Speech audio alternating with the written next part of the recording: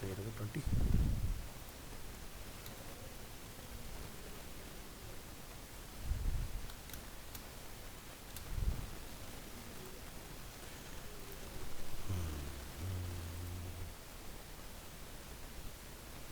चलिए, तो हमारा लास्ट क्लास में फाइल अपलोड पूरा नहीं हो रहा है, एक बार उसी को दोबारा से रिक्रिएट कर लेते हैं।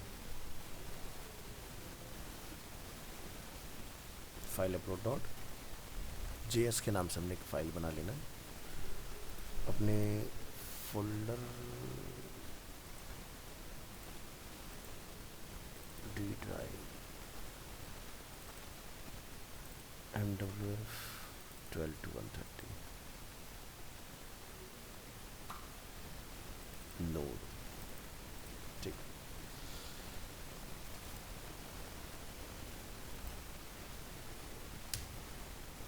एक फोल्डर बना लेते हैं आप लोग जिसका नेम हमने यहाँ पर रखा है अपलोड्स।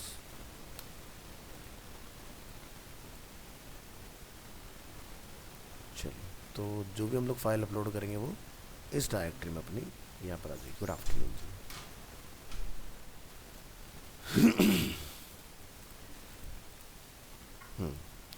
तो अपने फोल्डर को लोकेट करेंगे, यहाँ पे लिखिए CD और यहाँ से हम लोग टाइप करेंगे नोड डायरेक्टरी और नोड के अंदर हम लोग यहाँ पर आ जाएंगे अपने आज की डेट के फोल्डर में। ठीक है, तो जो भी फाइल हम लोग बनाएंगे उसको यहाँ पर रन कर लेंगे। तो यहाँ पर आज की डेट में हम लोगों ने एक फ़ोल्डर बनाया अपना अपलोड्स के नाम से, और एक हमारे पास है फाइल अपलोड डॉट जे, जिसका नाम आप कुछ भी रख सकते हो। इस बार पूरा स्क्रैच से खुद से टाइप करके देखते हैं, हो सकता है कहीं पर कोई दिक्कत परेशानी तो पता चल जाएगा। तो एक वेरिएबल हम लोग यहाँ डिफाइन कर लेंगे सर्वर के लिए, HTTP इक्वल टू हम लोग यहाँ डिफाइन करेंगे रिक्वायर, और रिक्वायर में जाके आप यहाँ पर कॉल करा देंगे HTTP। एक और वेरिएबल बना लो यहाँ पर जिसका हम लोग नेम रख लेंगे फॉर्मिडेबल,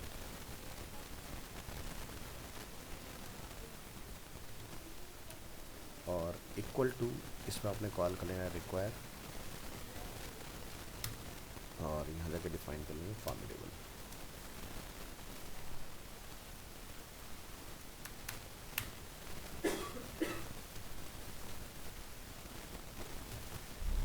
तो हमें यहाँ पर इंस्टॉल भी करना पड़ेगा, तो यहाँ पर लिखेंगे आप npm इंस्टॉल फॉर्मिडेबल। ठीक है, तो इस तरह से इंस्टॉल हो जाएगा।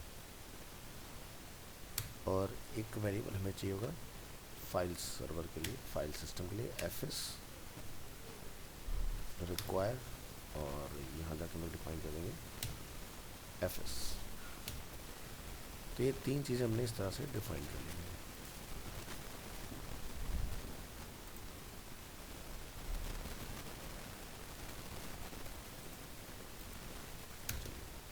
सर्वर क्रिएट के लिए लिखेंगे HTTP डॉट, यहाँ लिखेंगे क्रिएट सर्वर, एक फंक्शन बनाइए और इसमें रिक्वेस्ट एंड रिस्पॉन्स और कर्ली ब्रेसेस लगा के इसको आपने अपेंड कर लेना है। इसके बाद आप यहाँ लिखेंगे इफ़ URL, और URL में हम लोग यहाँ पर नेम ले लेते हैं जैसे कि फाइल अपलोड है, क्योंकि अपलोड हमारा ऑलरेडी डायरेक्टरी का नेम हो रखा है। कौन है भाई? पंकज।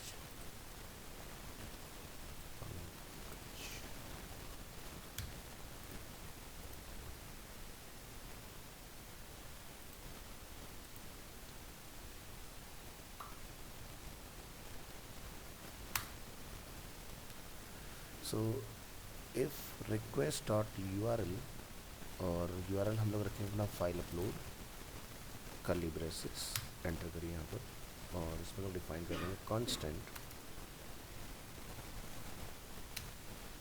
और यहाँ पर फॉर्म इक्वल टू, यहाँ पर हम लोग लिख देंगे न्यू फॉर्मिडेबल,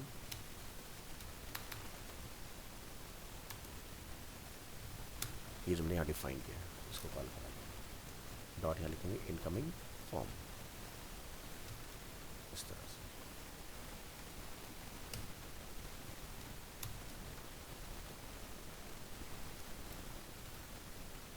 तो हमें एक फॉर्म की रिक्वायरमेंट है, तो फॉर्म आप अपनी पुरानी क्लास में से ले सकते हैं यहाँ पर, जो कि हमने फाइनल अपलोड के नाम से एक फाइल अपनी क्रिएट की थी, और ये अपने पास अवेलेबल है इसमें। सो फॉर्म अपना सेम ही काम कर देगा, तो या तो इसको लिख लो या फिर आप इसको यहाँ पर यूज़ कर सकते हो इस तरह से, ठीक है। एल्स ऑलरेडी हमारा कॉपी हो रखा है इसमें, तो हमें ज़रूरत नहीं है। तो फॉर्म के अंदर क्या है, राइट हैंड में टाइप जो रहेगा फाइल का HTML, और यहाँ पर एक्शन है अपना फाइल अपलोड, ठीक है। तो यहाँ पर देखो ये मैच हो रहा है अपना फाइल अपलोड, मेथड है अपना पोस्ट, क्योंकि जब भी आप कोई भी चीज़ अपलोड करेंगे तो मेक श्योर करना है कि मेथड हमारा पोस्ट होना चाहिए, इनक्रप्शन टाइप अपना यहाँ पर होना चाहिए, और यहाँ से ये सारी चीज़ें। तो इससे बेसिकली क्या होगा, आपका एक फॉर्म क्रिएट हो जाएगा। तो अगर इतने पार्ट को हम लोग चेक करके देखना चाहें तो यहाँ जाके लिखिए आप नोड स्पेस फाइल का नेम, अपनी फाइल का नेम लिखा है यहाँ से फाइल अपलोड,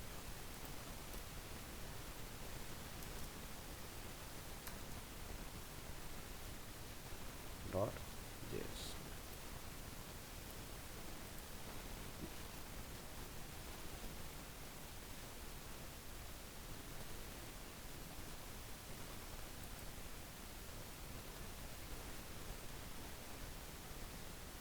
CD आज की डेट में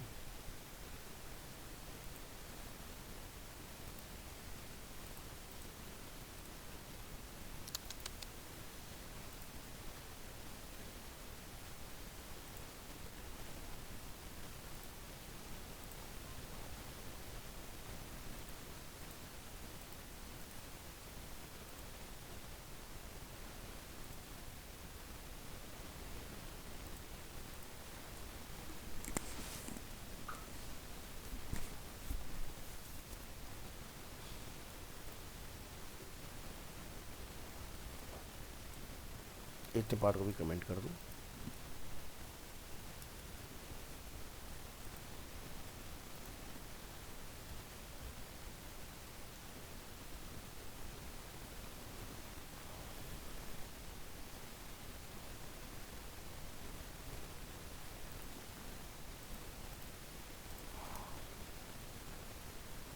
तो यहाँ पर अभी हमने पोर्ट वगैरह अपना ओपन नहीं करा है, पोर्ट वगैरह अगर आप ओपन कर दोगे तो ये उस वजह से बेसिकली ना ब्लैंक आ रहा है नीचे। तो यहाँ पर पोर्ट डिफाइन कर दो इसमें कि किस पोर्ट पर बेसिकली हम इसको चलाना चाह रहे हैं। तो लिख देंगे dot listen on port number 8080, control S कीजिएगा, फिर से एक बार फाइल को रिक्वेस्ट करिए। तो देखो अभी कर्सर आ गया हमारा, तो यानी कि पोर्ट अपना ओपन हो चुका है। इसको आप यहाँ पे रिक्वेस्ट करो लोकल होस्ट 8080, तो हमारा फाइल जो है वो ओपन हो गया है। यहाँ से वो हमारा अपलोडिंग का जो मैकेनिज्म है वो वर्क स्टार्ट करेगा उसमें। चलिए, तो ये पार्ट आपका ओके है यहाँ पे। तो अब हम इसको एल्स के अंदर रख सकते हैं अपने अनकमेंट, और यहाँ एल्स उसको कॉल कर दीजिए, स्टॉप दोबारा से रन करिए और फाइल को ब्राउज़र में रिफ्रेश, काम करेगा, ठीक है।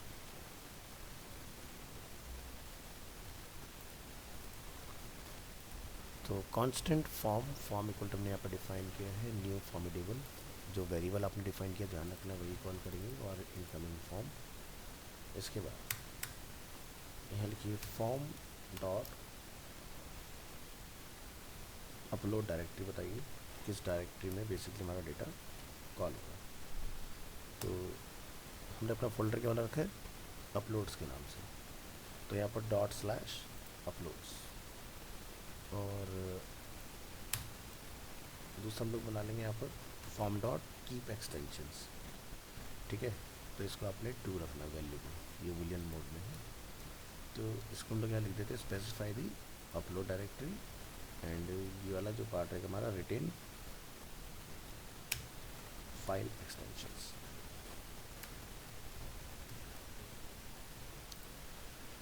ठीक है, तो जैसे आप फाइल टाइप जेपीजी अपलोड कर रहे हो, गिफ अपलोड कर रहे हो, पीएनजी अपलोड कर रहे हो, उस चीज़ के लिए। नेक्स्ट,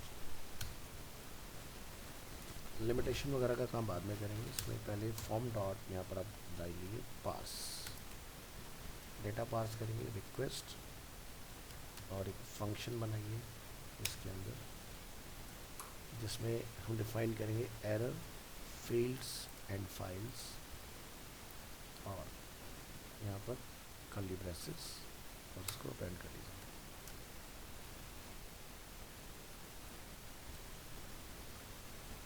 तो हमारा एक ब्रैकेट यहाँ से स्टार्ट हुआ, तो एक ब्रैकेट हमारा यहाँ बंद हो जाएगा। चलिए, तो इसमें हम लोग डिफाइन करेंगे कि अगर कोई एरर आता है, इफ़ एरर, तो इसको कंसोल करा लो, या फिर अगर आप पेज के ऊपर लिखना चाहते हो तो यहाँ लिख सकते हो। हम लोग लिखेंगे रिस्पॉन्स डॉट राइट हेड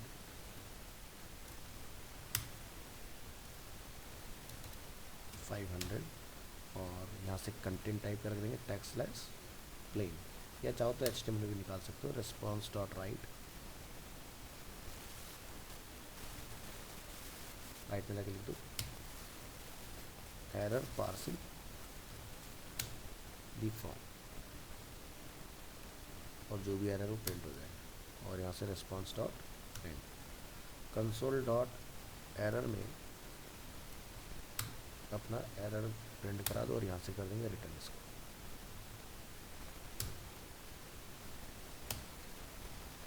तो ये बन गया हमारा एरर के लिए। ठीक है, नेक्स्ट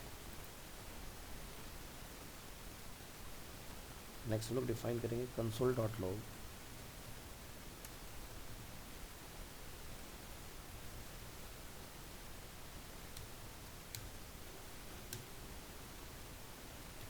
एक फाइल्स के लिए बना लूँ।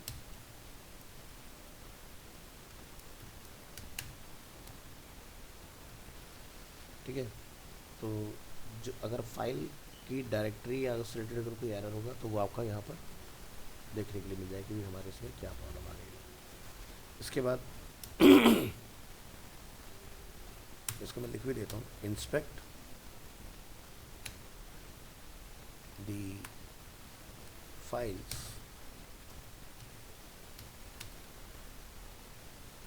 Object structure.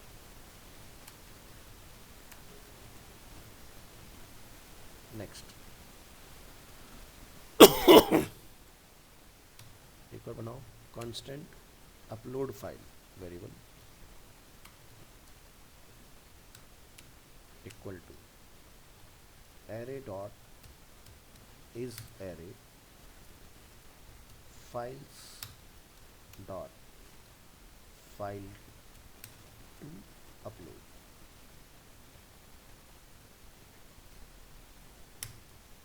लिखिए question mark files dot file to upload 0, और एल्स टर्नरी ऑपरेटर में लिख रहे हैं, यहाँ से फाइल्स या एंटर लगाएंगे तो भी आ जाएगा नीचे फाइल्स टू अपलोड, इसकी वैल्यू यहाँ पर 1 रहेगी। नेक्स्ट, और उसको यूज़ करिए, लिखिए इफ़ कंडीशन अपलोड फाइल और upload file dot file path, enter. लिखेंगे response dot write head 400, content type text slash plain, enter. यहाँ लिखेंगे response dot write no files was uploaded, और रिस्पॉन्स को एंड कर देंगे और इसको रिटर्न कर देंगे। तो ये ब्रैकेट हमारा स्टार्ट हुआ, यहाँ क्लोज हो गया। क्या तो बता रहा है, डिक्लेरेशन और स्टेटमेंट एक्सपेक्टेड।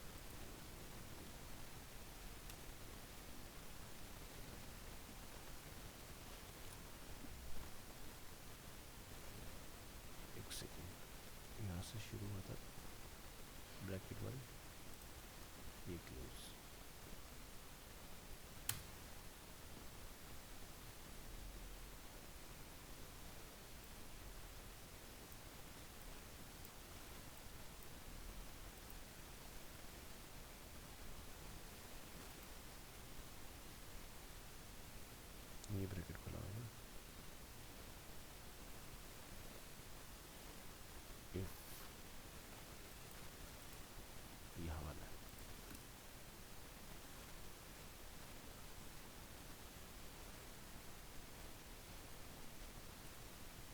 नया स्ट्रक्चर बन रहा है,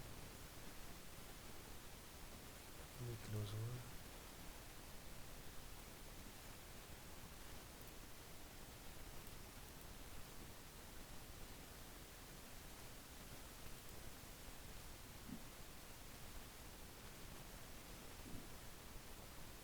अब सही, ठीक है। तो यहाँ पर क्या है ना, ये ब्रैकेट से स्टार्ट होता है, यहाँ कर्ली ब्रेसेस था, तो यहाँ से इफ़ का कर्ली ब्रेसेस यहाँ क्लोज, फिर ऊपर वाले का कर्ली ब्रेसेस यहाँ क्लोज और ब्रैकेट यहाँ पर क्लोज। चलिए नेक्स्ट डिफाइन करेंगे, move the uploaded file to the uploaded directory. तो यहाँ पर एक वेरिएबल बना लेते हैं, जैसे कि constant old path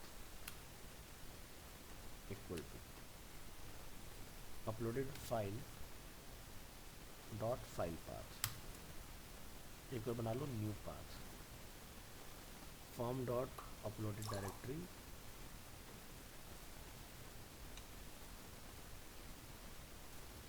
plus uploaded file name. तो यहाँ पर जो हमारी लोकेशन है ये वाली, इसको हम लोग यहाँ पास कर सकते हैं। तो क्लिक करेंगे, right click, reveal in file explorer, location को यहाँ से करिए कॉपी और इसको आप यहाँ पर रिप्लेस करा दो।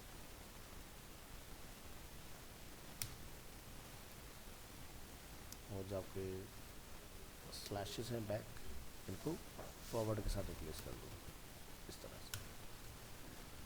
सो डी ड्राइव क्लास करेंगे mdlf 130 नो, और आगे का पाथ जो हमने यहाँ पर बनाया हुआ है अपना स्लैश अपलोड्स, ठीक है, इस तरह से। और uploaded file dot original file name यहाँ से डिफाइन करेंगे उसमें। तो ये अलग काम आपका पाथ वाला हो जाएगा। तो ये मान लो सी ड्राइव से आप उठा रहे हो, या डॉक्यूमेंट के फोल्डर से उठा रहे हो, या डेस्कटॉप के फोल्डर से उठा रहे हो, और जिस भी पाथ से वो XYZ है वो इस नए पाथ के ऊपर बेसिकली रीडायरेक्ट हो जाएगा। इसके बाद आप यहाँ जाकर डिफाइन कर दोगे fs dot rename old path new path function, और उसमें एक पैरामीटर सेट कर लेंगे एरर। अगर कोई एरर होता है तो यहाँ पर आप लिख देंगे response dot write head content type text slash plain response dot write error moving the file, और जो भी एरर वो प्रिंट होता है रेस्पॉन्स को एंड करो, लिखिए रेस्पॉन्स डॉट एंड, और कंसोल डॉट एरर में अपना एरर को कॉल कर दो, रिटर्न, और इसको क्लोज, और एक बार और क्लोज करेंगे और ब्रैकेट को बंद करेंगे इस तरह से। यहाँ लिखेंगे रेस्पॉन्स डॉट राइट हेड 200। अगर एरर है तो ये चलेगा, और अगर सक्सेसफुल होगा तो ये अलग काम करेगा। 200 content type text slash plain enter, response dot write file uploaded successfully, और अगेन रेस्पॉन्स यहाँ पर आपका एंड हो जाएगा। इसको यहाँ क्लोज कर दीजिए, इसको यहाँ क्लोज कर दीजिए, बाकी डन है।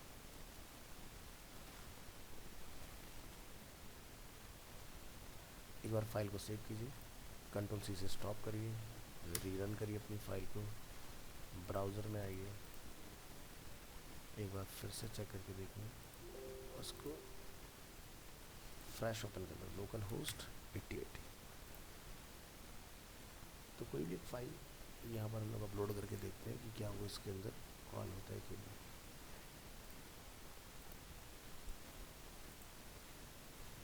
हमें यहाँ पर मैसेज रिटर्न आया फाइल अपलोडेड सक्सेसफुली। तो जो हमारा फोल्डर है उसके अंदर हमें चेक करना होगा इसको। तो VS कोड में ही हमारा फोल्डर अपलोड्स के नाम से, तो फोल्डर के अंदर नहीं गया, फोल्डर के बाहर आ गया, ठीक है। तो फोल्डर के अंदर न जाने के पीछे का कारण है ये स्लैश आ रहा है, इसको हटा दो। एक बार दोबारा से ट्राई करो, कंट्रोल सी से स्टॉप, न्यू फाइल, और फिर से एक बार यहाँ से रिलोड करेंगे,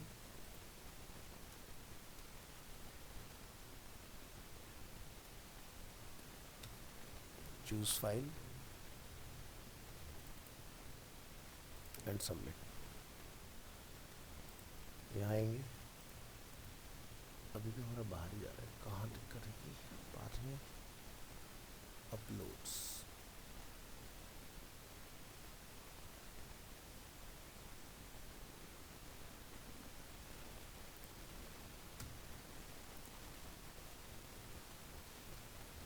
फिर से चेक करो, स्टॉप,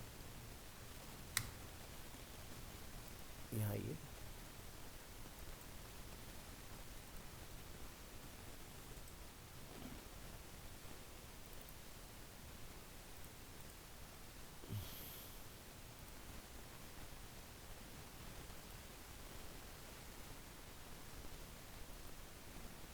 हम 20 के अंदर है, 2125, उसके अंदर है अपलोड्स। बात तुमने सही बनाई,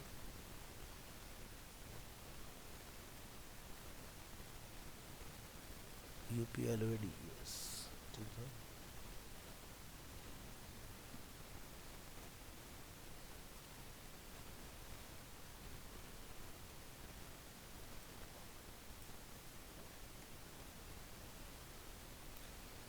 तो मैं इसको मैनुअली नहीं देता, या फिर यहाँ लिख ही दो अपलोड्स स्लैश,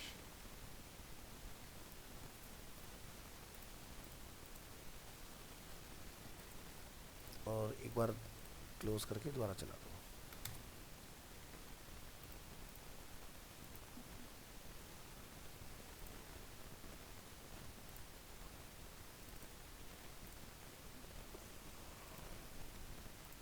आगे तो बेसिकली क्या है कि आप चाहो तो यहाँ पर ये लिख लो, या फिर आप यहाँ पर इंस्टेड ऑफ दिस लाइन, ठीक है, constant new path upload file dot original file name, और हमने यहाँ पे वेरिएबल क्या बना रखा है, फॉर्म डॉट अपलोडेड डायरेक्टरी, इसका भी यूज़ कर सकते हैं, ठीक है, तो भी काम हो जाएगा अपना। तो या तो पूरा पाथ दे दो, या फिर फॉर्म डॉट अपलोड डायरेक्टरी, या इसके साथ भी ट्राई करके देखते हैं। तो पूरा पाथ फिर आपको यहाँ रखना पड़ेगा इस तरह से। चलिए, तो कुछ नई फाइल डालते हैं, इन सबको हटा देते हैं यहाँ से, रिमूव,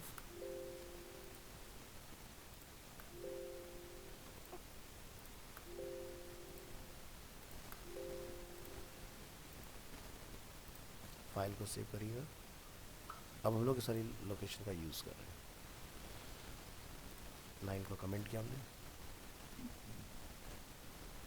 Ctrl+C, यहाँ चूज फाइल,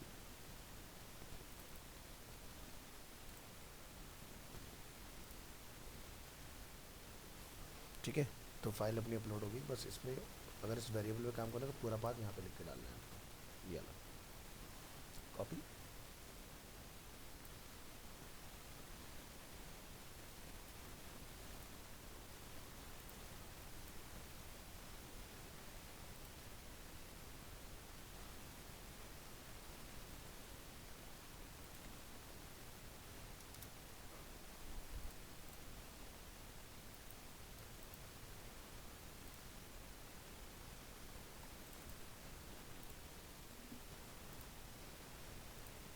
आगे इस तरह से, तो यहाँ डाल देना पाथ का।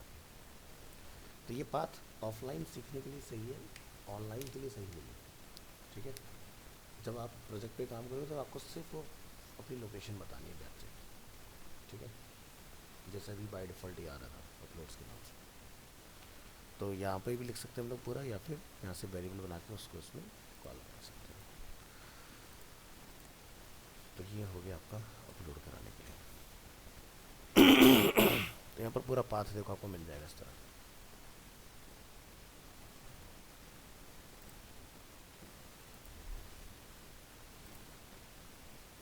चलिए, तो आज हम लोग इसमें अपना SQL वाला पार्ट देखते हैं।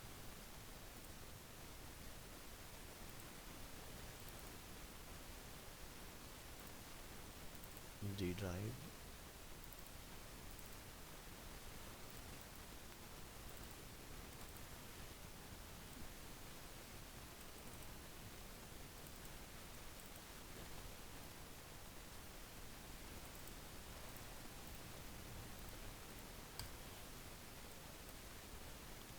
Node.js में MySQL, ठीक है. So Node.js can be used in database applications, and one of the most popular database in MySQL is, so MySQL database is a relational database management system, जिसको हम लोग in short बोलते हैं RDBMS, relational database management system. To be able to experiment with the code examples, you should have MySQL installed on your computer. तो MySQL आपके computer में already installed है, ठीक है, XAMPP के फॉर्म में, और एक आपने NPM के फॉर्म में भी इंस्टॉल कर लेना, ठीक है. So once you have MySQL up and running on your computer, you can access by using Node.js. To access a MySQL database with Node.js, you need a MySQL driver. So install the MySQL driver using the following command: npm install MySQL. So now you have downloaded and installed a MySQL database driver. Node.js can use this module to manipulate the MySQL database. यानी कि जैसे भी तक हम लोग बाकी को fetch कर रहे हैं, वैसे ही हमें इसको भी फाइल में एसोसिएट करेंगे, और बाकी जो आप आगे कनेक्शन वगैरह बनाते थे PHP में, वैसे ही सेम आपने यहाँ पर भी काम करना है. तो पहले हम लोग इसको कंफर्म करेंगे. तो क्या करेंगे, cmd npm install MySQL, ठीक है, ये हमने इंस्टॉल कर दिया इसमें. तो कनेक्शन बनाने के लिए क्या करना है, start by creating a connection to the database, use the user name and password from the MySQL database. तो XAMPP अगर हमारे इसमें है इंस्टॉल्ड, वेल एंड गुड, नहीं तो डाउनलोड कर लेते हैं, वैसे मेरे पास होना चाहिए. तो इस PC पे अभी अवेलेबल नहीं, क्योंकि रिसेंटली फॉर्मेट हुआ है, तो हमारे डाउनलोड में होना चाहिए इसको.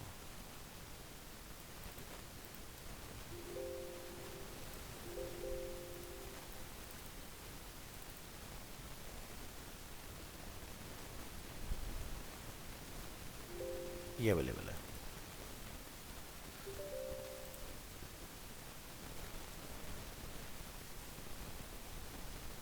तो फिलहाल मैं डाउनलोड में टाइम नहीं लगा रहा हूँ, ठीक है. जो मेरे पास वर्जन अवेलेबल मैं उसी को डाल दूँगा, ठीक है.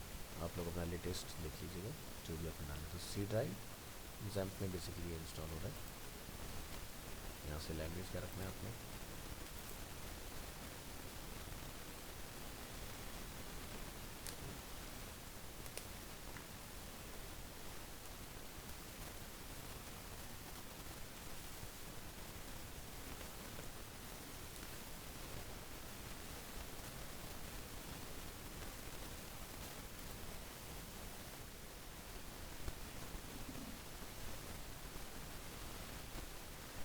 तो PC में तो अपना इंस्टॉल करना ही है.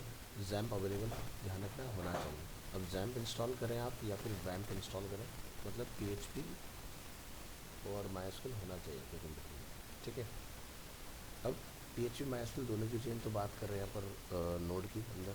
तो देखो जो डेटाबेस का जो इंटरफेस खुलता है ना, जिसको हम PHP MyAdmin बोलते हैं वहाँ पर, तो वो PHP से ही खुलता है. नहीं तो क्या होगा, जो भी आप डेटाबेस यहाँ से बनाओगे, बन तो जाएगा, आप उसको व्यू नहीं कर पाओगे, फिर आपको उसके लिए क्वेरी चला के उसको व्यू करना पड़ेगा. बट अभी क्या होगा, जैसे हम लोग यहाँ से अपना कोई भी कमांड डालेंगे, तो क्रिएट डेटाबेस, क्रिएट टेबल, है ना, उसके अंदर कॉलम, टेबल में हमें क्या क्या फील्ड सेटअप करने हैं, तो आप रियल टाइम में यहीं पर अपना टैब ओपन करके देख पाओगे, ठीक है, कि क्या नोड कम्युनिकेट कर रहा है कि नहीं कर रहा है.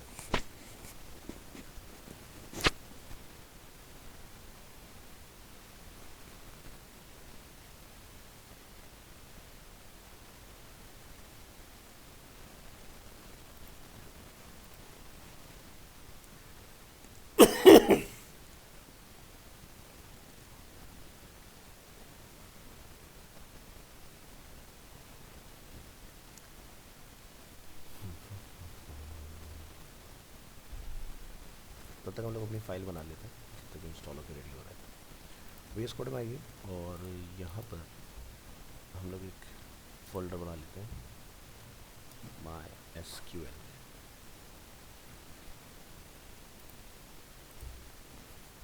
और इसको हम लोग नेम दे देते हैं D B connection dot J S. और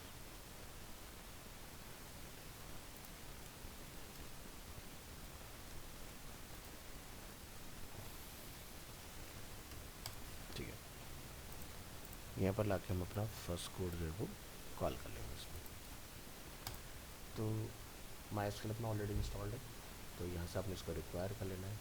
यहाँ से आप लिखेंगे my S Q L dot, जैसे H T T create server बनाते हैं वैसे my S Q L dot create connection. तो बाई डिफ़ॉल्ट जो हमारा होस्ट होता है या तो वो लोकल होस्ट होगा, अदरवाइज आईपी के फॉर्म में 127.0.0.1 रहता है। यूज़र नेम डिफ़ॉल्ट आपका जेड में होता है रूट, और पासवर्ड आपका जो होता है ब्लैंक। ठीक है, बस अपने यहाँ से इसको चलाना है कनेक्शन वेरिएबल के अगेंस्ट कनेक्शन डॉट कनेक्ट। अगर कोई एरर है तो आपको थ्रो कर देगा जैसे मैं पीएचपी में करता हूँ, और अगर सक्सेसफुल हो जाएगा तो आपको कनेक्टेड जो है वो यहाँ पर कंसोल में रिटर्न आएगा नीचे कि वो कनेक्ट हो चुका है। ठीक है,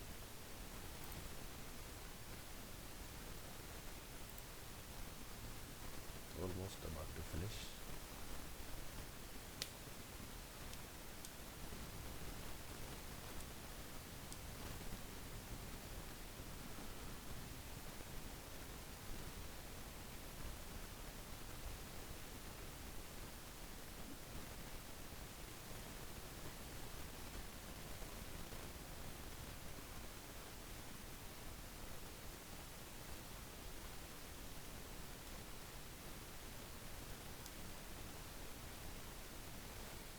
इसको अलाउ कर दीजिएगा एक्सेस में।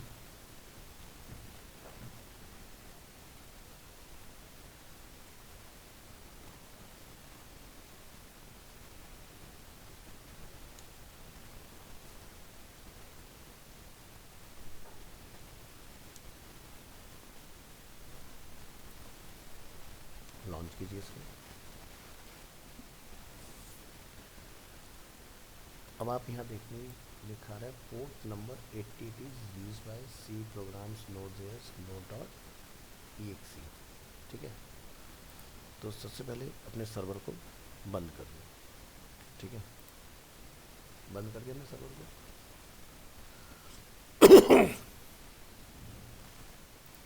स्टार्ट करिए,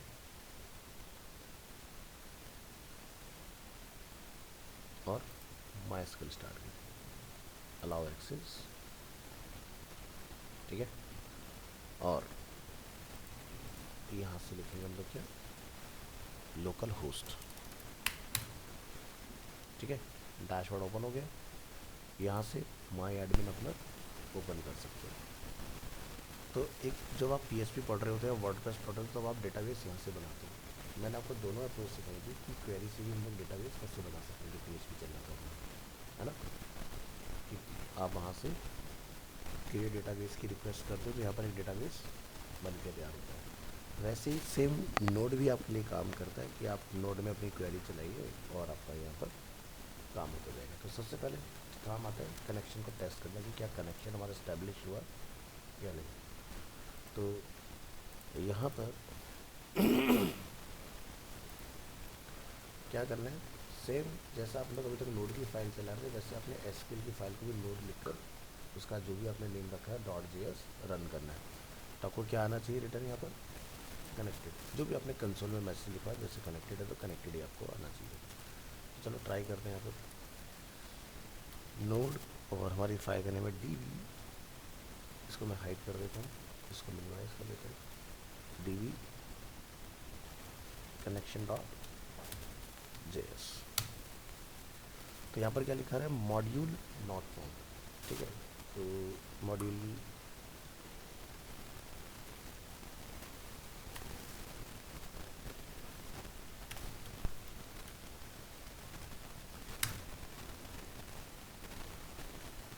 कर दो यहाँ पर, लेकिन हमने कहाँ डाला है, माई स्किल के बाहर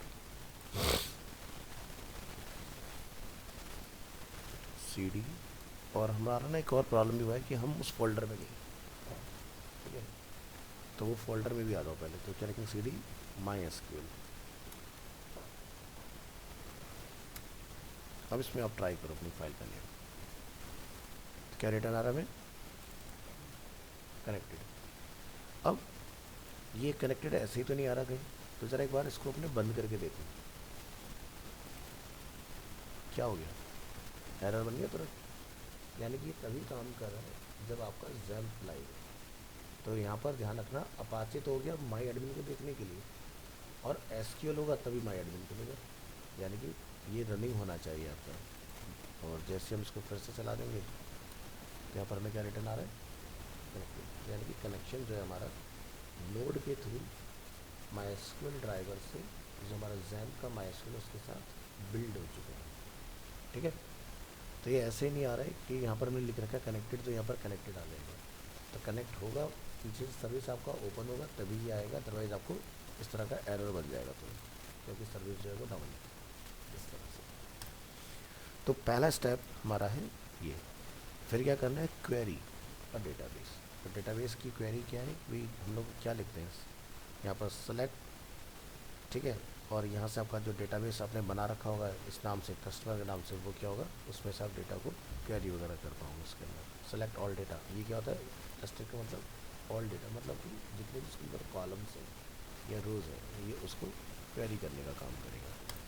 ठीक है, तो फिलहाल पहला चीज़ ये, इसको भी क्वेरी हम लोग बाद में करेंगे। अब हम लोग सबसे पहले देखते हैं डेटाबेस बनेगा कैसे। तो एक तो तरीका ये है कि भाई आप यहाँ से जाके डेटाबेस बना दो।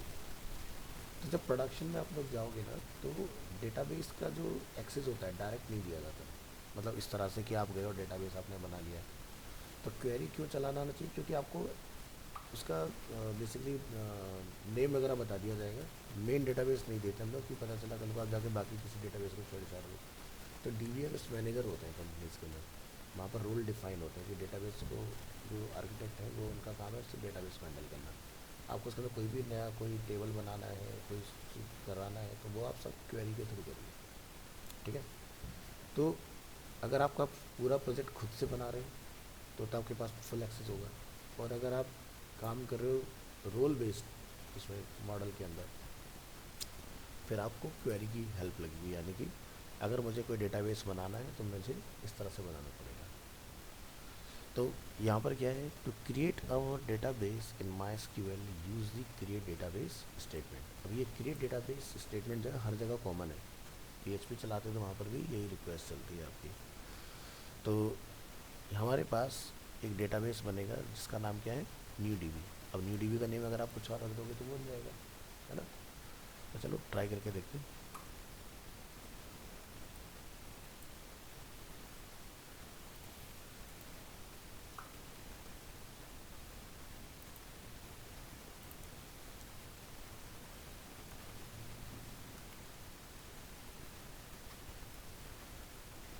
Create database dot JS।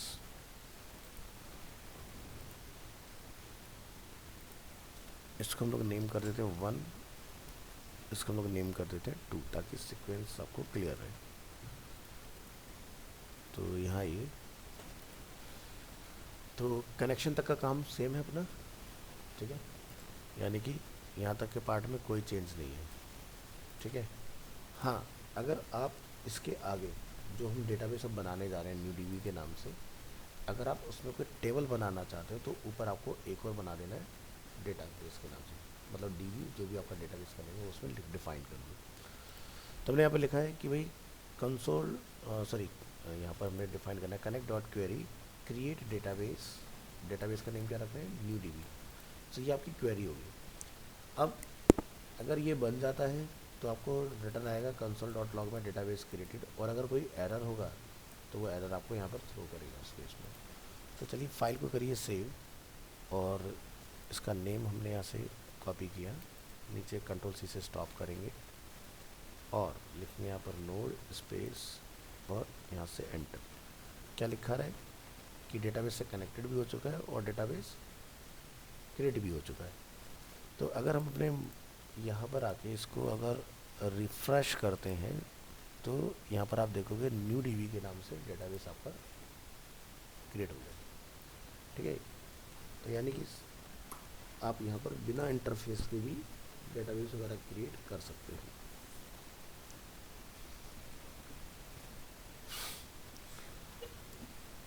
Next step, तो ये हमारे पास दिखाई देगा इस तरह। अब हमारे पास नेक्स्ट स्टेप क्या है, डेटाबेस जब क्रिएट होता है उसके बाद उसमें हमें क्या बनाना होता है, टेबल। तो टेबल अगर आप बनाओगे तो वो किसी डेटाबेस में बनेगी, तो आपको क्या करना पड़ेगा, ऊपर एक अपना डेटाबेस डिफाइन करना पड़ेगा। अभी तक 3 चीज़ें थी, ठीक है, कनेक्शन, यूज़र नेम और पासवर्ड। फोर्थ अब क्या आ गया, डेटाबेस।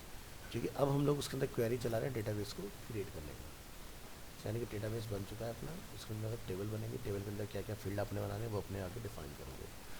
तो चलिए, create a table name like जैसे कि कस्टमर, और to create a table in MySQL use the create table statement like a PHP, make sure you define the name of the database when you create the connection.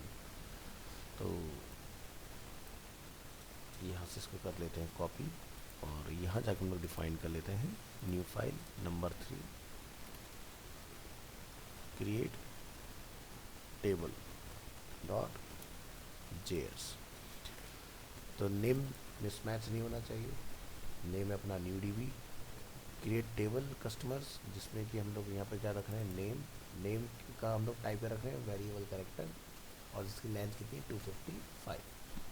Same इसी तरह से address को हम लोग define करें 255 वैर कैर के अंदर, और अगर ये सक्सेसफुल होता है हमारा तो क्या आएगा, टेबल क्रिएटेड। तो फाइल को करिए सेव, और इस नेम को हम कर लेते हैं यहाँ से कॉपी, यहाँ ये, और लिखिए नोड स्पेस और एंटर। क्या लिखा था, connected and table is created. और रिफ्रेश करेंगे अगर आप यहाँ पर, तो न्यू DB के अंदर आपको टेबल अपना विजिबल हो जाएगा। ये अपना टेबल है जिसके अंदर 2 कॉलम्स हैं। तो टेबल के लिए हम लोग ये सीख चुके हैं कि भाई टेबल जब भी बनाते हैं तो क्या होना चाहिए, ID। देखा, ये तो भी जस्ट डेमो आप देख रहे हैं, तो क्या प्रॉपर एक ID होना चाहिए, ठीक है, जिससे बेनिफिट होता है कि आपको कल को फ्यूचर में कुछ भी अपडेशन करना हो या कोई डेटा फैच करना हो, उस केस में बड़ा हेल्पफुल होता है। डिलीट अपडेट, है ना, क्योंकि डिलीट अपडेट में जब तक आप ये नहीं बताओगे तरीके से तो आपका काम बढ़िया से होगा नहीं। अब मान लो कि सूजन नाम से कोई सारे लेंगे, आपने बोल दिया अपडेट करो, जहाँ पर नेम जो है सूजन है, तो सारे अपडेट हो जाएंगे, ठीक है। तो वहाँ पे क्या होगा, वेयर ID, तो ID यूनिक होगा। अच्छा, सूजन नाम से ना जाने पूरे इंडिया में, पैन इंडिया कितने सारे लोग हैं, बट उनका आधार कार्ड तो यूनिक होगा ना, है ना। चलिए नेक्स्ट स्टेप देखते हैं हम लोग इसमें। अब इसमें अगर आप कोई मैटर इंसर्ट करना चाहते हो, ठीक है, कि जो हमने टेबल बनाया उसमें कुछ मैटर चला गया, तो हमने क्या लिखा है अब की बार, insert into statement. Insert into क्या करेगा, कस्टमर का जो हमारा टेबल बनाया है उसके अंदर 2 फील्ड है, नेम और एड्रेस, उन दोनों में कुछ मैटर हमारा एंटर हो जाए। तो यहाँ से हम अपनी फाइल क्रिएट करेंगे, नंबर 4 DB इंसर्ट .js। तो डेटाबेस का नेम ऑलरेडी डिफाइन है। अब हम लोग यहाँ से क्वेरी चला रहे हैं, इंसर्ट इनटू कस्टमर, जो कि हमारे पास टेबल ऑलरेडी अवेलेबल है, जिसमें 2 फील्ड है, नेम एंड एड्रेस। नेम में क्या रखना चाहते हैं हम लोग, और एड्रेस में क्या डालना चाहते हैं हम लोग, इसको डिफाइन कर देंगे। तो नेम हमने डिफाइन किया जैसे कि सूजन। Ctrl+S, सर्वर को स्टॉप करेंगे, number 4 underscore DB insert .js। तो क्या लिखा रहा है, 1 रिकॉर्ड इंसर्टेड।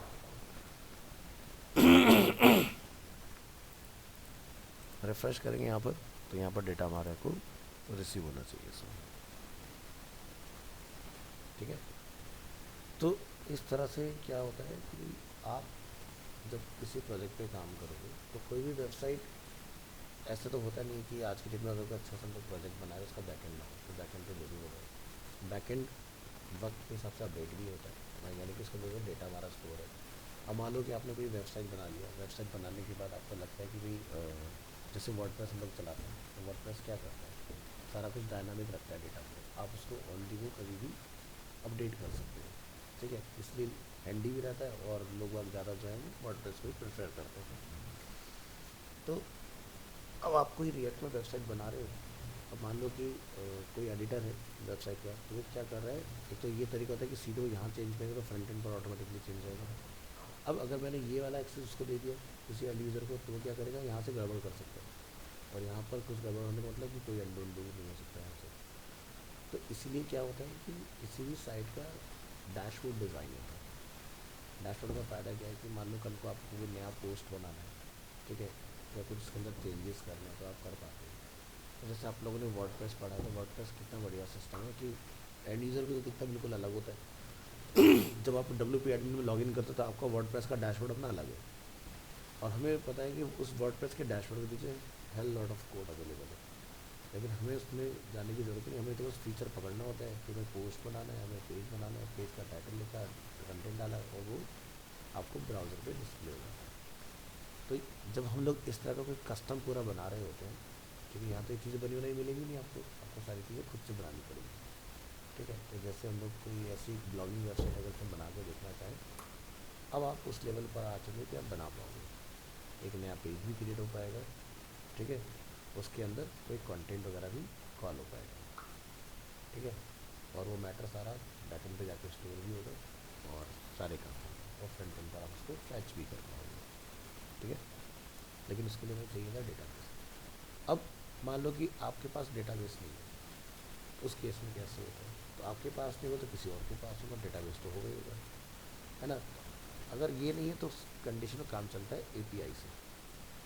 जैसा आपको याद होगा हमने न्यूज़ का प्रोजेक्ट जो था वो फैच किया था, तो कोई तो है ना जो उसको अपडेट कर रहा है, जिसकी वजह से वो आपके पास डेटा फ्रेश पहुंच रहा है उसके अंदर।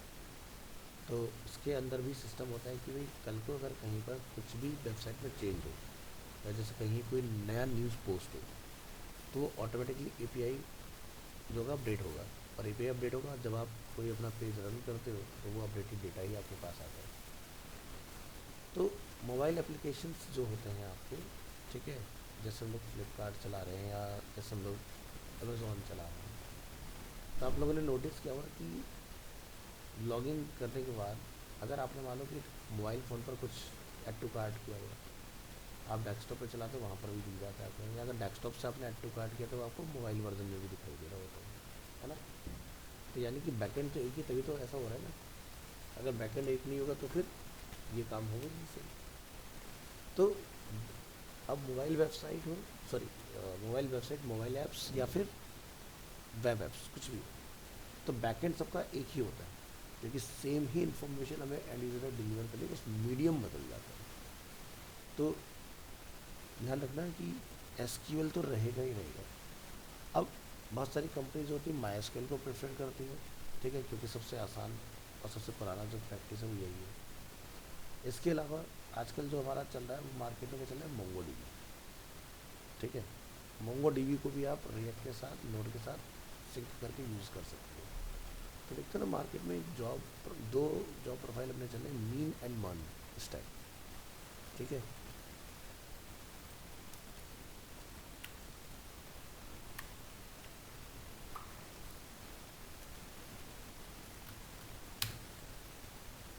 ठीक है, तो मीन एंड मन स्टैक, एक में मीन में चलता है एंगुलर और मन में क्या चलता है हमारा रिएक्ट, ठीक है। तो ये आपके पास प्रोफाइल है, एग्जिट प्रोफाइल जिसको हम लोग बोलते हैं। So the key difference between the MERN stack and the mean stack is that the former React is used as the front-end framework, while mean uses Angular. Although Angular and React are both popular front-end languages, they have some key architectural differences.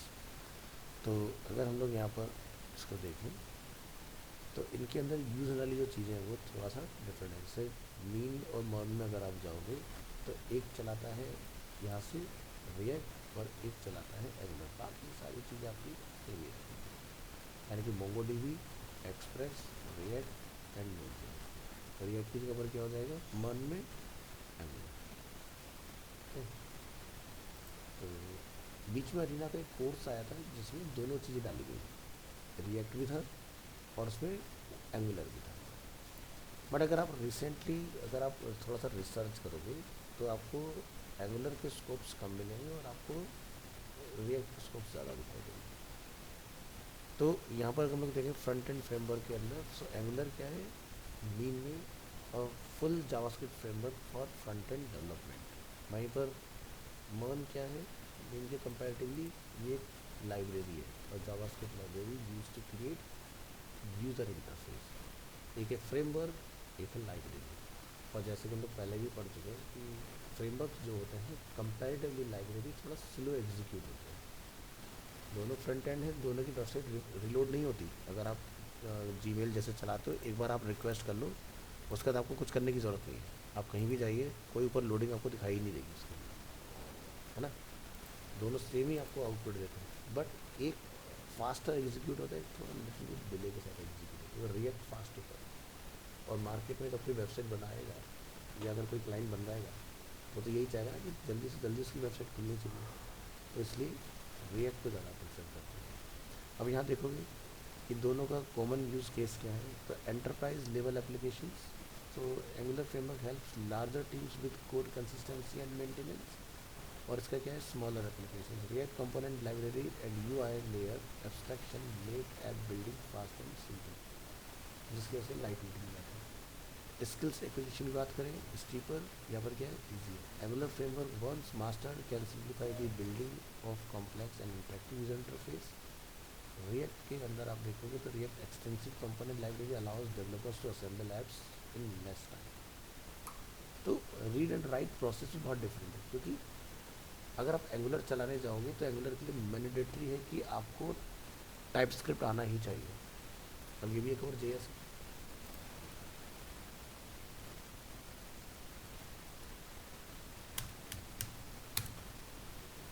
ठीक है। Type script JS, ये देखो। तो type script में क्या होता है कि आपको हर एक चीज़ का टाइप बताना पड़ता है, तब जाके आपका काम होता है, ठीक है। अब जैसे यहाँ पर आप देखोगे एक कॉमन एरर कि भाई हमने एक बनाया कांस्टेंट यूज़र, ठीक है, लेकिन यूज़र का हमने टाइप नहीं बता रखा। ये क्या ऑब्जेक्ट है, लेकिन हमने क्या करा, यहाँ पर कॉलन ऑब्जेक्ट नहीं लिखा, इसलिए क्या बन गया, एरर।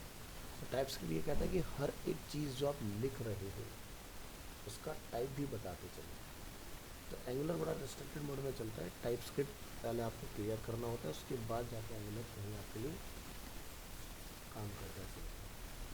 तो नॉर्मली अगर हम लोग टाइप स्क्रिप्ट ना लगाएं तो आपका जीएस का कोड क्या होता है, लूजली टाइप। यानी कि जैसे आप लिखते हो कोई वेरिएबल, और मान आप लिखो वेरिएबल एक्स इक्वल टू 10, तो जीएस कोड आपको एक्स पर दिखाएगा, नंबर टाइप है उसका, है ना।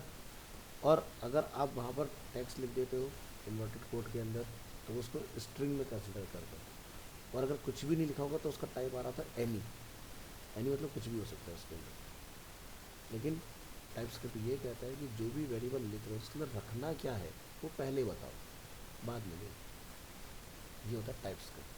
तो ये बहुत बड़ी चीज़ नहीं है, बहुत कम टाइम में इसको आप टाइप स्क्रिप्ट को भी सीख सकते हो, ठीक है। बस लिखने का तरीका थोड़ा सा रिफाइन हो जाता है इसके अंदर, ये काम है। तो जैसे आप यहाँ देख रहे हो एरे, तो एरे में क्या स्टोर करेंगे, स्ट्रिंग लिख दिया, ठीक है। अब तो रिएक्ट पे भी जो है ना टाइप स्क्रिप्ट डाला जा रहा है, शायद आ चुका है रिएक्ट जेएस टाइप स्क्रिप्ट, ठीक है। तो आप रिएक्ट जेएस में भी टाइप स्क्रिप्ट वगैरह जो है वो लगा सकते हो। तो आपको यहाँ चलाना पड़ेगा npm install @types/react डोम, तब जाके आपका इसमें एग्जीक्यूट होगा, ठीक है। तो अब आप यहाँ देख रहे हो कि जैसे मान लो आपने बटन बनाया, तो टाइटल क्या लिखोगे, बटन मतलब न्यूमेरिक है या क्या है, तो स्ट्रिंग फॉर्म है। तो हर एक चीज़ का टाइप फिर लिखना पड़ेगा, ये चीज़।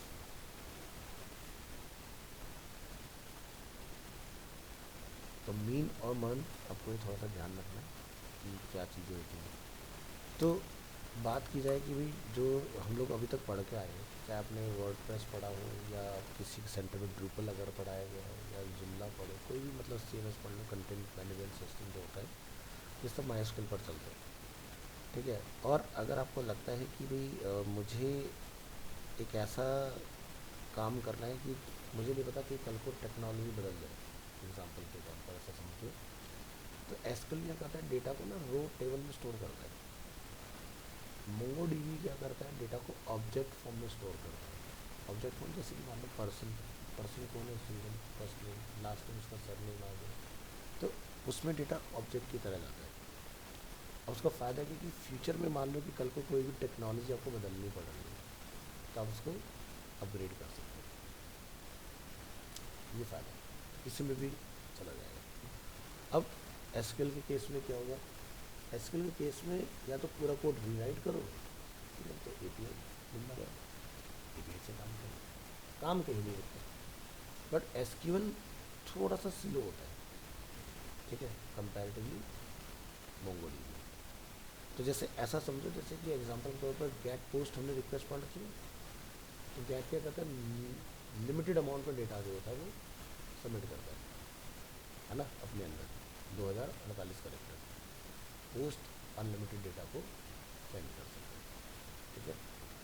तो उसी तरह से MySQL टेबल के अंदर भी है। मान लो कि विजिटर बहुत ज़्यादा है, बहुत ही ज़्यादा, ठीक है, और वेबसाइट पर बहुत ज़्यादा गिवन मतलब टेक वाला काम चल रहा है, तो कई बार वो ना ग्लिच मार जाता है एसक्यूएल वाला ग्लिच। तो फिर आपके different different types of engine, जैसे पोस्टग्रेस आता है, ठीक है, पोस्टग्रेस एसक्यूएल,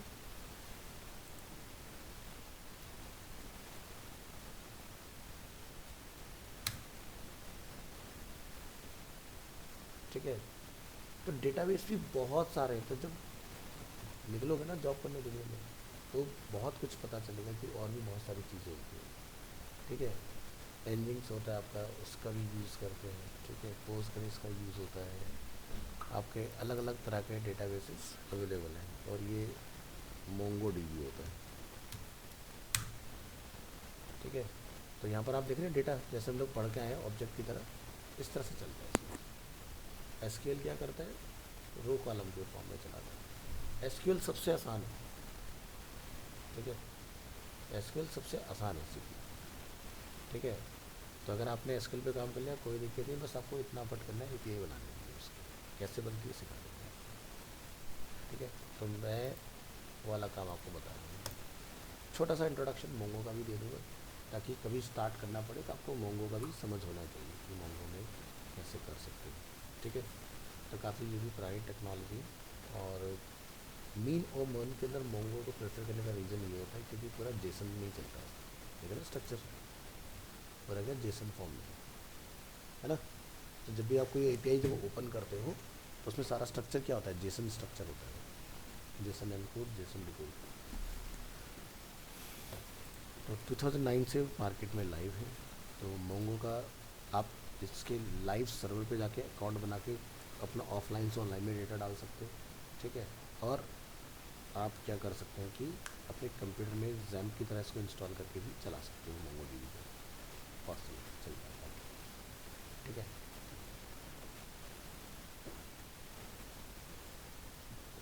बट लाइव में ये लिमिटेड अमाउंट में चलता है, फ्री, बहुत ज़्यादा बड़ा काम नहीं कर पाओगे, उसको परचेज करके चलाना पड़ता है। तो मेन और मर्न जो है वो पूरा का पूरा इस पर बेस्ड है, मोंगो डीबी के ऊपर। ठीक है। तो M stand for Mongo, E stand for Express, A stand for Angular, MERN में आर स्टैंड फॉर रिएक्ट, और एन स्टैंड फॉर नोड। ठीक है।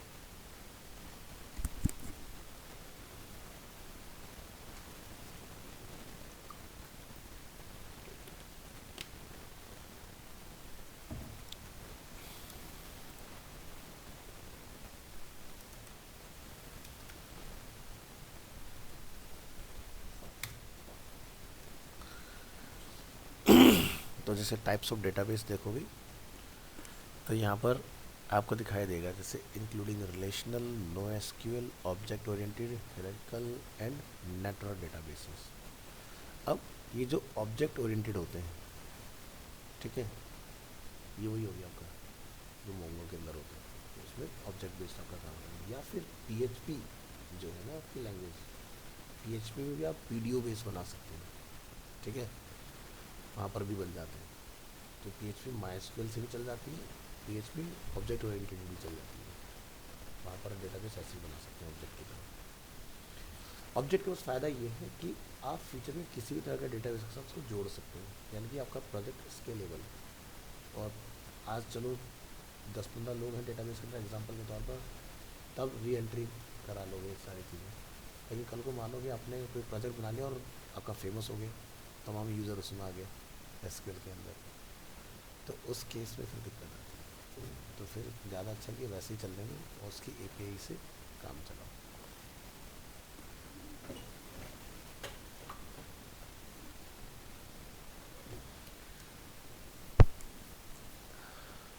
चलिए, तो यहाँ तक एंट्री वाला पार्ट हम लोगों ने देखा।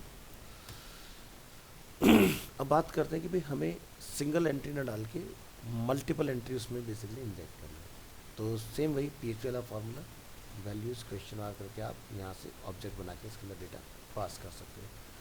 To insert more than one record, make an array containing the values and insert a question mark in the SQL which will be replaced by the value array। so इसका syntax बनेगा कुछ इस तरह, ठीक है। अब हमने यहाँ पर क्या लगाया, क्वेश्चन मार्क, हमने एक यहाँ पर बनाया वैल्यूज़ के नाम से वेरिएबल, और एरे के अंदर हमने सारा डेटा अपना स्टोर कर रखा है ना। अब क्या होगा, जब ये क्वेरी रन होगी तो आपका पूरा का पूरा डेटा जो है वन गो में इंसर्ट हो जाएगा। ट्राई करके देखिए, यहाँ ये file update number 5 multiple extension already VS code put कर देगा आपका, ठीक है। ये हमारे पास फाइल है। तो ये मेरे पास मेरे बैच का डेटा जो पढ़ रहा था, तो हमने उनका नेम यहाँ पर लिखा हुआ है, तो आप यहाँ पर कोई भी अपना वैल्यू जो है पास कर सकते हो। हमने लिखा इंसर्ट इनटू कस्टमर, जो कि हमारी टेबल है, उसके अंदर दो फील्ड है हमारे पास, कॉलम जिसको हम लोग कहते हैं नेम एंड एड्रेस। वैल्यूज़ जो कि हम लोग अर्लियर एग्जांपल देकर हमने डायरेक्टली पुट कर दिया था, इस बार हमने क्या करा, एक एरे बना दिया वैल्यूज़ के नाम से। और लास्ट वाले एग्जांपल हमने क्या लिखा था, एसक्यूएल जो हमारी क्वेरी थी, इस बार हमने एसक्यूएल कॉमा जो वैल्यूज़ का हमने एक एरे बना रखा है उसको भी साथ में कॉल किया। तो क्वेरी ये हो गई, डेटा यहाँ से हो गया। चलिए ट्राई करके देखते हैं, इधर स्टॉप और number 5 underscore db insert multiple dot js। क्या लिखा रहा है, नंबर ऑफ रिकॉर्ड इंसर्टेड 8। ये कैसे पता चला, हमने इस बार यहाँ डिफाइन करा कंसोल डॉट लॉग में नंबर ऑफ रिकॉर्ड इंसर्टेड, तो हमने लिखा था अफेक्टेड रोज। तो 8 रोज जो है वो हमारी अफेक्ट हुई है इसके अंदर। ब्राउज़र में आएंगे, अपने इसको रिफ़्रेश करेंगे तो आपको वो सारा डेटा यहाँ पर बेस्ट मिल जाएगा। तो सबसे पहले एंट्री क्या थी, सूजन, उसके बाद में बाकी की एंट्री, है ना। तो लेटेस्ट जो डेटा होगा वो एग्जिस्टिंग डेटा के नीचे अपेंड होगा, प्री पेंड नहीं होगा, ठीक है। तो ये वाला काम ऐसा से वर्क करेगा। तो हमें रिटर्न आया कितने हमारा अफेक्ट हुए। चलिए बात करते हैं दी रिजल्ट ऑब्जेक्ट। ये जो पार्ट है यहाँ पर, ठीक है, हमें इसका पता लगाना है।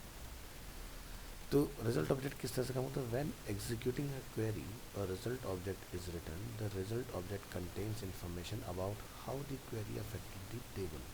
The result object return from the example of look like this. तो यानी कि अगर हम लोग इसको रन करेंगे तो हमें कुछ ऐसा दिखाई देगा, जैसे फील्ड काउंट कितने हैं, रो कितने अफेक्ट हो रहे हैं, इंसर्ट आईडी क्या है, सर्वर स्टेटस क्या है, वार्निंग काउंट क्या है, मैसेज क्या है, प्रोटोकॉल्स क्या हैं, यहाँ से चेंज हो।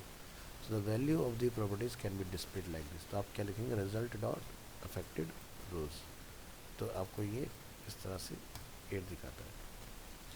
तो नेक्स्ट क्या है, गेट इंसर्टेड आईडी, कि जो डेटा इंसर्ट हो रहा है मुझे उसकी आईडी भी साथ साथ फैच करनी है, ठीक है। तो यहाँ से आप ये काम भी करा सकते हैं। तो इस केस में आप यहाँ पर जैसे कोई डेटा इंसर्ट करेंगे, ठीक है, तो यहाँ पर वन रिकॉर्ड इंसर्टेड, और हम रिजल्ट ऑब्जेक्ट से निकालेंगे इंसर्ट आईडी। अभी जो इंसर्ट आईडी है वो हमने यहाँ पर कहीं डिफाइन नहीं किया हुआ, तो ये क्या है, रिजल्ट ऑब्जेक्ट का पार्ट है, ठीक है। तो जो भी लास्ट आपकी आईडी होगी वो आपको मिल जाएगी इसके अंदर। यहाँ पर हम लोग जाएंगे, फाइल को सेव एज करेंगे और यहाँ लिख देंगे नंबर 6 फैच इंसर्टेड आईडी।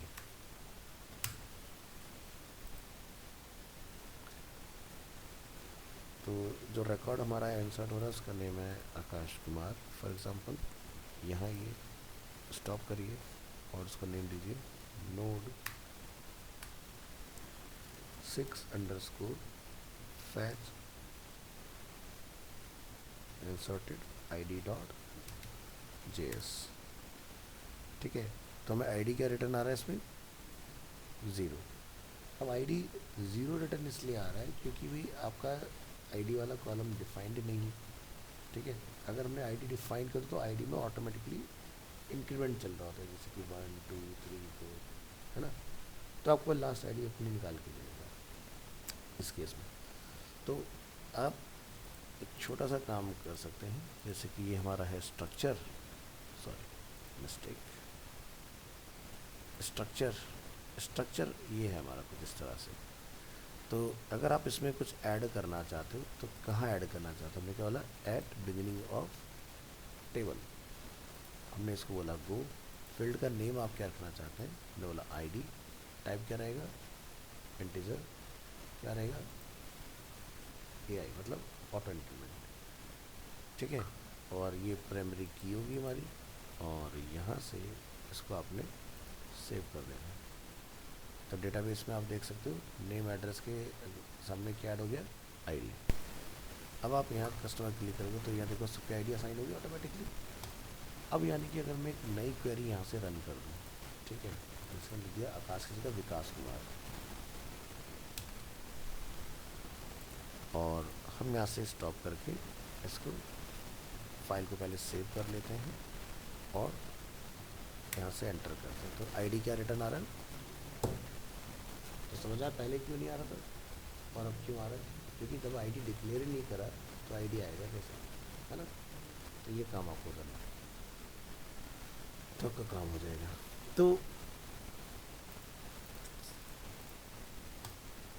अब जैसे यहाँ पर आपको कुछ भी काम करना हो, ठीक है, तो यहाँ पर ऊपर देखते हो कुछ लिखा आता है जैसे क्रिएट PHP कोड, यहाँ क्लिक करके देखो क्या करना है इसमें। तो जैसे आप देख रहे हो select all data from, same वही सारी आ गई, विदाउट PHP कोड ये इस तरह से दिखाई देगा, विद PHP कोड ये इस तरह से दिखाई देगा।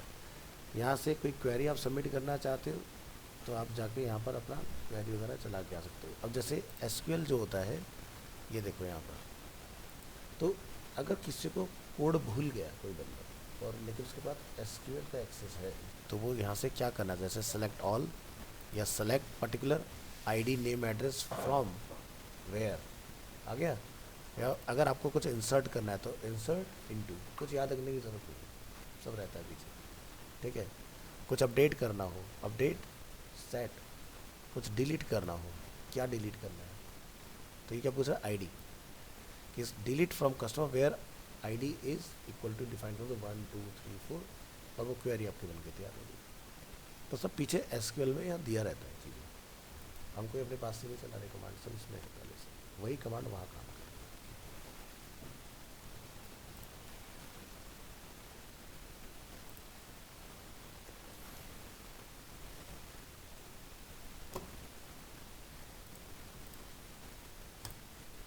तो अब जो हमने डेटा बैकएंड में डाला है अब उसको फैच करने की बात आती है। तो अभी उसको डेटा को कंसोल करके देखते हैं कि हम लोग डेटा बैकएंड से लिफ्ट कर पा रहे हैं कि नहीं। तो पहले इधर देख सकते हैं, कुछ छोटा तो नहीं है, ये सब हमारा पूरा हो चुका है।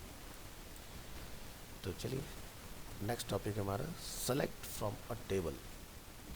तो आपको जैसे कि मैंने अभी दिखाया था कि आपको क्या कमांड चलानी होगी, सेलेक्ट की दिखा रहा है। अगर सारा डेटा लेना है तो एस्ट्रिक का यूज़ करना है, यानी कि ऑल डेटा, और स्पेसिफिक लेना है तो इस तरह से। उसमें आप ये बता सकते हो सेलेक्ट आईडी नेम एड्रेस, या खाली नेम लेना है या खाली एड्रेस लेना है, ठीक है, और कहाँ से लेना है। तो वेयर ID 1 से या 2 से या 3 से या 4 से वो आप बता दोगे। तो चलिए, तो हम यहाँ पे क्या लिख रहे हैं, select all data from customers. तो ठीक है, यहाँ जाइए, कॉपी करेंगे इसको,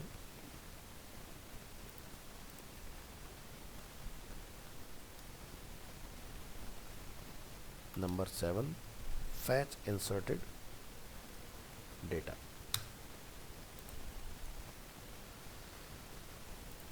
कंट्रोल C से स्टॉप करेंगे और डेटा डॉट JS नंबर 7। तो देखो सारा डेटा आ गया, सुजल डाला था हमने सबसे पहले, यहाँ से सेकंड मेरा नाम था, यहाँ से असद, मानसी, निकिता, जिसान, खुशी, विनय, उसके बाद में कनिका, वेस्ट, आकाश कुमार, विकास कुमार, लास्ट डेटा जो हमने डाला था। तो इस तरह से आपका पूरा डेटा यहाँ पर, कितनी आईडीज़ हैं, क्या क्या फील्ड आपने बना रखे हैं, किस फील्ड में क्या मैसेज आपका कंटेन है, वो। तो ये तो हमने कंसोल किया। तो जब अभी रिएक्ट तो हम लोग चला नहीं रहे, हम चला रहे नोड, तो आप इस डेटा को प्रिंट भी करा सकते हो अगर आपको चाहिए। तो आप यहाँ पर HTTP सर्वर बनाओ, रेस्पॉन्स डॉट राइट हेड के अंदर जाके आप रिजल्ट वाले को प्रिंट करा दो उसके अंदर रेस्पॉन्स डॉट राइट में, तो डेटा लिख के भी आ जाएगा, ठीक है। तो ये डेटा में कुछ इस तरह से रिसीव होगा सारा। सो सेलेक्टिंग कॉलम्स, अगर आप यहाँ से पर्टिकुलर किसी कॉलम से डेटा लेना चाह रहे हैं तो क्या लिखेंगे, सेलेक्ट नेम एड्रेस फ्रॉम, कहाँ से, कस्टमर टेबल से। तो selecting columns, to select only some of the columns in a table use the select statement followed by the column name. तो जो कि मैंने आपको यहाँ दिखाई थी कि भाई आप इस तरह से लिखोगे, है ना। तो आईडी नहीं चाहिए तो आईडी छोड़ दो, तो जो जो डेटा आपको चाहिए वो आप वहाँ पे बताते चले जाओगे। इसको बंद कर दीजिए।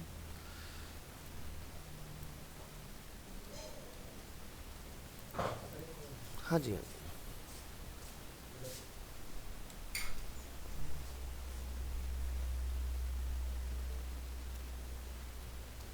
फैच स्पेसिफिक इंसर्टेड डेटा, ठीक है। तो स्ट्रक्चर क्या है, select name address from customer, मुझे आईडी नहीं चाहिए, ठीक है। तुमने आईडी को छोड़ देना है और यहाँ जाएंगे, सर्वर को स्टॉप करेंगे,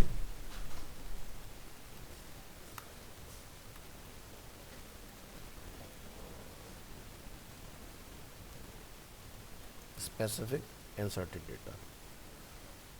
कुछ स्पेलिंग मिस्टेक है, क्या दिक्कत, कॉपी,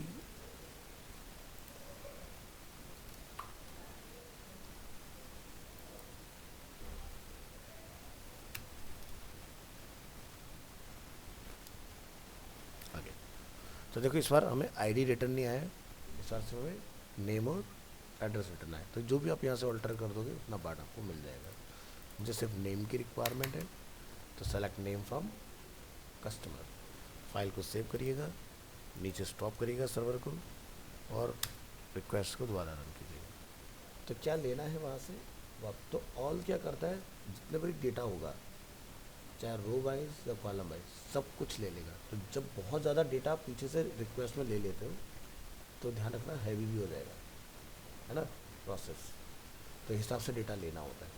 तो जब हम लोग API के साथ काम कर रहे थे और मेरे पास API में 5000 रिक्वेस्ट मतलब डेटा रखा हुआ है पीछे, तो क्या होगा, पेज आपका स्लो हो जाएगा। तो क्यों, बड़ी वेबसाइट जो होती हैं बहुत ही रिफाइन वे में आपको डेटा डिलीवर करते हैं। कि भाई मान लो कि फ्लिपकार्ट के पास 27,000 टी शर्ट हैं, तो वो 27,000 टी शर्ट अगर आपको वन गो में दे देगा तो उसके सर्वर पर कितना लोड आएगा एकदम से, और ना ही 27,000 टी शर्ट आप एक साथ देख पाओगे, है ना। स्क्रॉल कर करके लेने भी होगा तो भी इसमें कन्फ्यूज़ हो जाओगे। तो क्या कहते हैं, 40-40 का डेटा करके देते हैं कि पहले एक बार देख लो, फिर उसके बाद बाकी का डेटा आएगा। तो जैसे अगर हम लोग यहाँ देखें लाइव एग्जांपल में,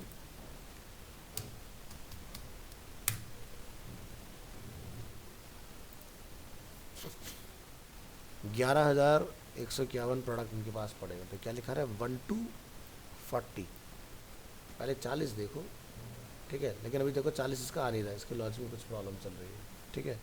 आप फिर क्लिक करोगे तो 41 to 80 दिखा रहा है, लेकिन डेटा ही नहीं है इसके पास, ग्लिच पकड़ा के। कुछ और देखते हैं, एमआई की बात करते हैं। एमआई में कहता है हम 24 प्रोडक्ट दिखा रहे हैं, 1 2 3 4 5 6 7 8 9, ये भी 9 दिखा रहे हैं। नहीं, यहाँ आज हमने इसको पकड़ लिया, यहाँ पकड़ में आ गए, इतना सामान नहीं जितना से नाम कर रखा है, ऐसे कैसे दिक्कत है भाई। 18,000 साड़ियाँ हैं इसके पास, लेकिन दिखा 4 ही है। अब एक पेज पर अगर 4 आ रही हैं हमारे पास, तो फॉर 51, ठीक है, मल्टीप्लाई 4, तब भी नहीं बैठा, टोटल तब भी नहीं बैठा, तो कुछ ग्लिच है कोड के, तो सही हो जाएगा तब दिखाई देगा। अमेज़ॉन पर देख लेते हैं तब तक।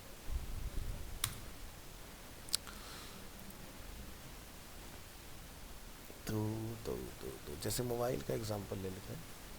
मोबाइल में हम यहाँ से, मोबाइल नहीं, इलेक्ट्रॉनिक्स ले लो। इलेक्ट्रॉनिक में हम क्या देखना चाहते हैं, जैसे कि टैबलेट। टैबलेट में किस ब्रांड का आप देखना चाहते हैं, ठीक है। तो यहाँ पर Xiaomi के इसके पास 3 ही हैं।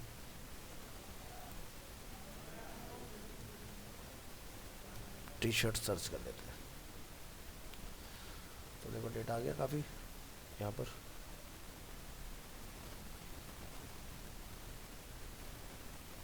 अच्छा खासा डेटा अवेलेबल है। चलिए ऊपर आते हैं वापस।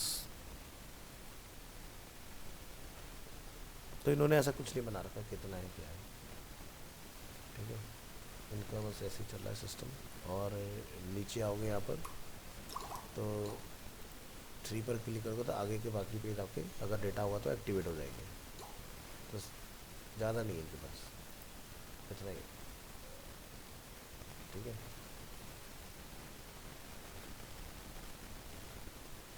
खुला 7 पे क्लिक करो, शायद इसके आगे को और पेज एक्टिवेट होने चाहिए।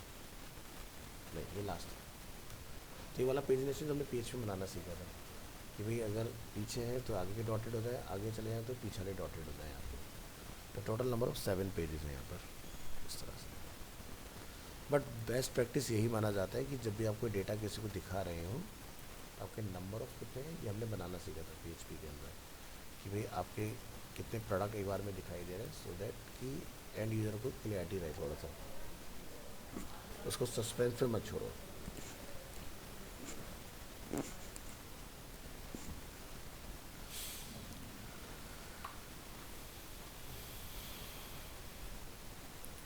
चल,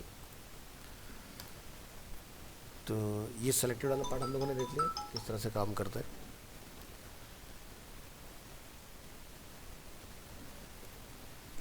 चलिए, तो आज के लिए इतना रखते हैं, नेक्स्ट क्लास में हम लोग इसके आगे से कंटिन्यू करेंगे, और नेक्स्ट क्लास में हमारा कुछ नया बनाने का प्रोसेस भी स्टार्ट हो जाएगा, क्योंकि SQL में यहाँ तक का पार्ट होगा डिलीट का और अपडेट का रहता है बस, ठीक है।